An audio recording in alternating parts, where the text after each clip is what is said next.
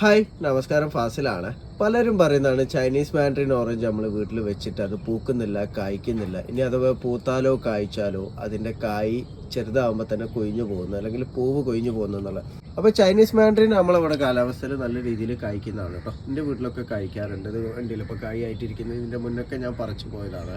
അപ്പോൾ അത് കായ് കൊഴിഞ്ഞു പോകാനുള്ള ഒരു കാരണം എന്താണെന്ന് വെച്ചാൽ അതിന് ആ ഒരു സമയത്ത് പൊട്ടാസ്യം കറക്റ്റായിട്ട് കിട്ടിയില്ല. അതേപോലെ ബോറോൺ അയച്ച മൈക്രോ ന്യൂട്രിയൻസ്, ബോറോൺ കൂടുതൽ അടങ്ങിയിട്ടുള്ള മൈക്രോ ന്യൂട്രിയൻസ് കറക്റ്റ് കിട്ടാതെ വരുന്ന സമയത്താണ് കായ് ആയതിനു ശേഷം അത് കൊഴിഞ്ഞു പോകുന്നത് കേട്ടോ.